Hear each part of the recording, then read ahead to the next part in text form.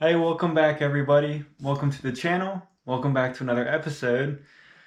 We got some snakes that need to eat, and I figured I'll show you guys just some snakes and hang out with them. And then I've got a new addition that I want to show you guys.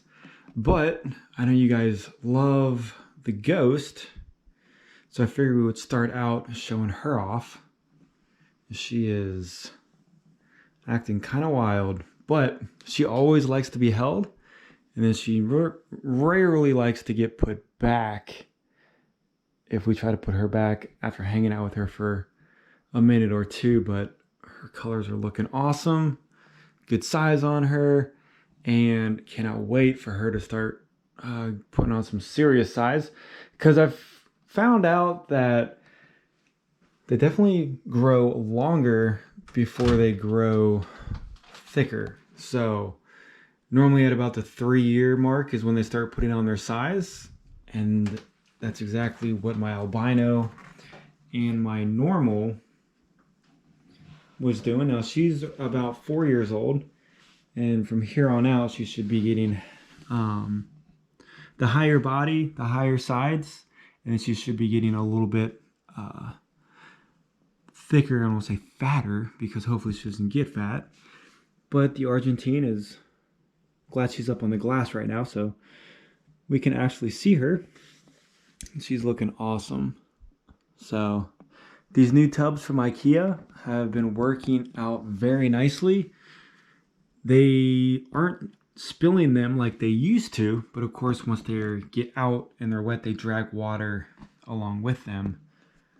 But I still need to get one more for up here for her. Let's make sure we're not closing her tail in. So I know I'm about 2 to 3 years out, even if I wanted to breed anything, which I know a lot of you guys were saying that I should breed the boas and stuff like that, but that's a huge commitment, and I'm not that very knowledgeable in the morphs, and I just don't think I would want 10 plus babies from each one of these in 1 year. There's no way I would be able to do that by myself with my schedule and with the room as small as it is. I don't think I'd be able to handle that. But clean out the Burmese, that was a chore. Haven't done a full mulch change with her in a couple of months. Definitely looks a lot bigger with just the paper in there. I see most people that have Burmese pythons use the paper, but if I was to go back with the mulch, I think I would go with Repti-Chip, and I think I would need at least 2 blocks for that. But I might pick up some Repti-Chip at the next show, and I think that's in like 3 weeks, so she will be perfectly fine on the paper. The only thing that concerns me with the paper would be that it's a lot of open space. She's very, very tiny, so I don't want the open space to stress her out. And I might put back all the branches and the logs and stuff that I had in here just to kind of clutter it up. But we'll see how she reacts to that, or to the open space. And she is in blue right now, so I was supposed to feed her, but I think I'm going to wait until she sheds out. And Pop-Tart is doing awesome. So I've noticed that the anacondas really like to bury themselves in the mulch. Both of them have been doing that quite often, and I really didn't ever notice the Burmese doing that. Like, most of the time she just laid on the top, and that was pretty much it. We do have to feed the Motley, the Guyana, and then the Jungle Pastel Hypo right here. So I want to show you guys the king snake, because I just came in here and of course I totally missed the shed on this. So she has a fresh shed. There we go. Turn the light on, and she's actually looking awesome. I'm starting to really like a lot of these king snakes, and I don't look too much into them only because I only have one of them, but after going to the Cincinnati show and there were so many of them there, they just look really, really awesome. And I would love to get a Mexican black king snakes. I think those are just awesome looking, like jet black snake. Can't go wrong with that. So we'll just kind of look at some ball pythons. I know a lot of you guys on the channel are here to see the boas, but I think we can check out some of these girls. So they did all eat for me the other day, which is awesome. Now I just pretty much have to keep them eating. So I really think the clutter in these little tubs helped, because before I just had nothing in here and they didn't eat. And then once I cluttered them up from the advice from you guys, they ate. So definitely appreciate the help on that. And this girl right here is awesome. So I really like the high white, and she's definitely dirty and got some dried skin on her, which I have really no idea why, because there's so much humidity in these tubs. But all of that should come off on her next shed. There's none on her eyes, so I think we're good on that part. And then we got the male to eat, which was shocking because he didn't eat for the 2 or 3 weeks that I had him. And I gotta clean out his paper. But he's looking good. I will feed all of these again here on Wednesday or Thursday. And I need to clean hers out. But she's been tipping over her water a lot lately. I think it's really interesting how she has blue eyes, and although I know it's with the genes, I think other than like the blue-eyed Lucy's, maybe a Mojave, I'm not sure, but I think that's very, very rare that a ball python has the blue eyes. But we'll see what she looks like as she grows up, and see if she gets any patterns on her sides. So I do have a brand new ball python, and we'll see what he looks like. So I got a multi-gene male. I figured if I would ever want to breed, I think the male in a multi-gene would be better, because then I can breed him consecutively in 1 year rather than having a multi-gene female, which would only be able to produce once. I don't know if that's the logic on that, but it seems good to me. Never bred, I've never really thought of it, but it might be something that I might get into, other than buying expensive, buying expensive morphs or stuff like that.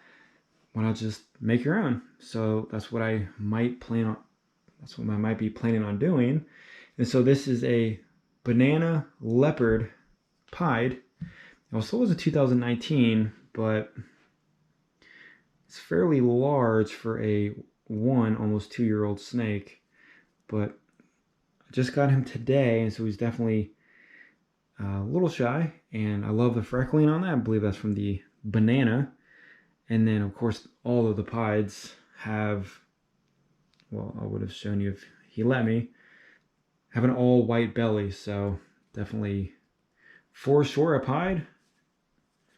Really wish you would kind of stretch out a little bit so we can see.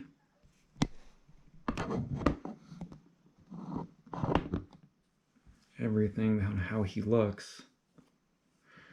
So that's pretty cool on the design. So this is definitely a very low pied, but as I said, I do really like the high pieds. But since this is a multi-gene, it has a lot of coloration. I do like that, and how it's how he has a lot of the patterns all the way down the side. So for some reason I want to think this is a 2018, but who knows? I could be wrong. There we go, all white. So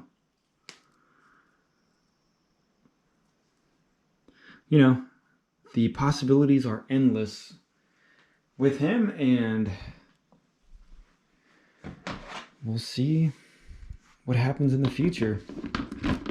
So let's get down to the fun. Let's start feeding some of these girls.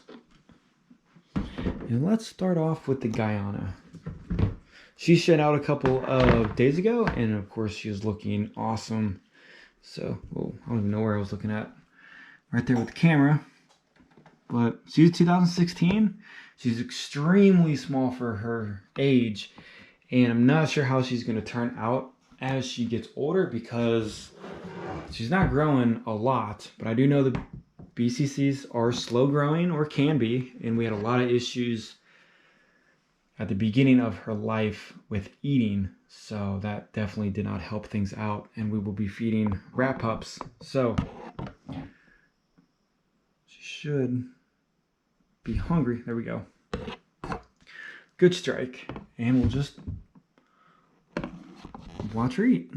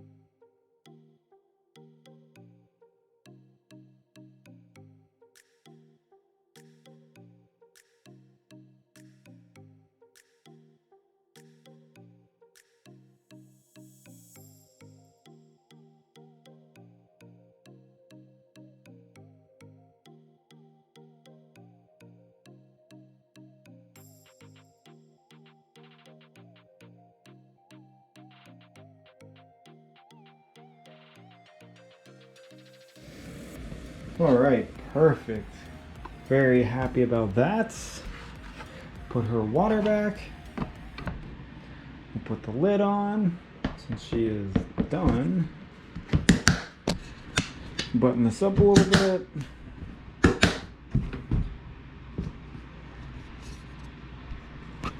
Right, we'll put her back.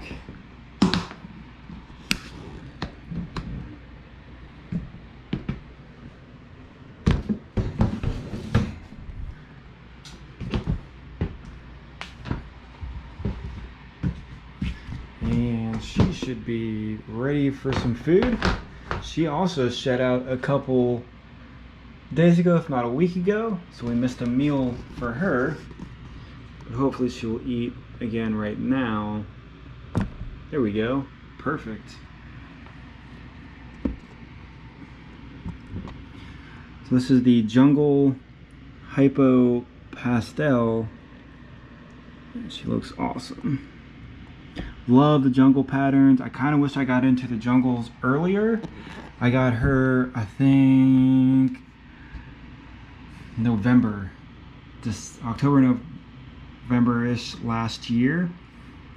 Definitely feeding her very slowly, but that's when I got her, and I wish I, like I said, got into the jungles earlier because I love the pattern. And I know a lot of the jungles have like crazier patterns than this, and they just look super awesome. So we'll watch her eat, and then we'll move on over to the Motley.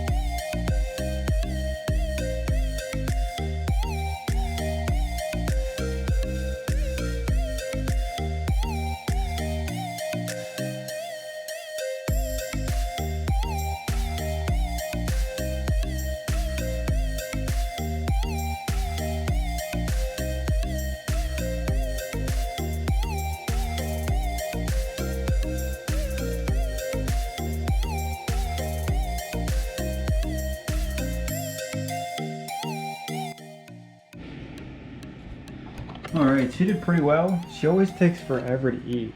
I'm not sure why. So we get to feed the Motley in her cage, new cage, for the first time.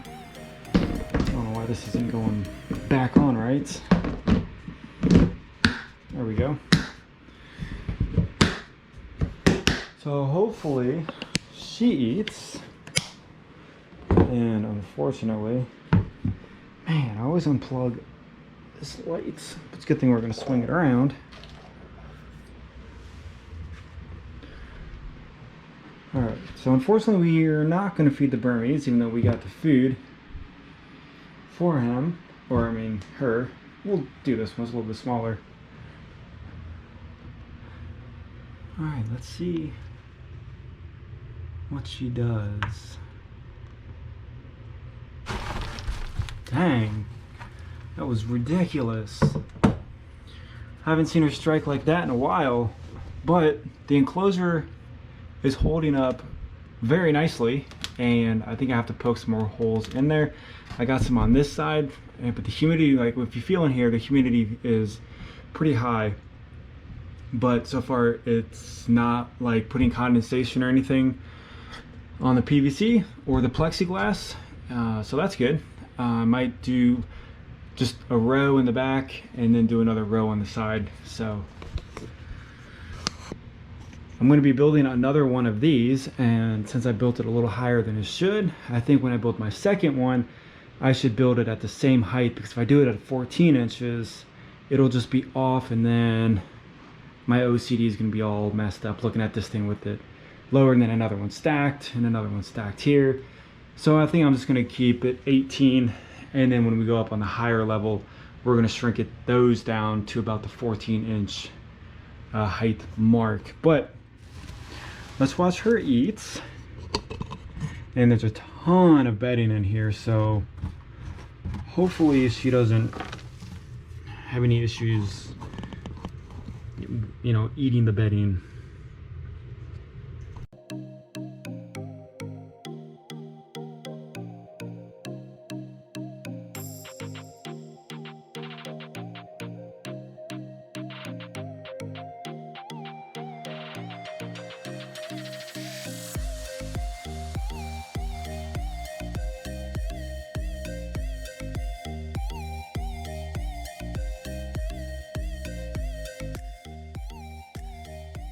Alright guys, so that is the end of the video.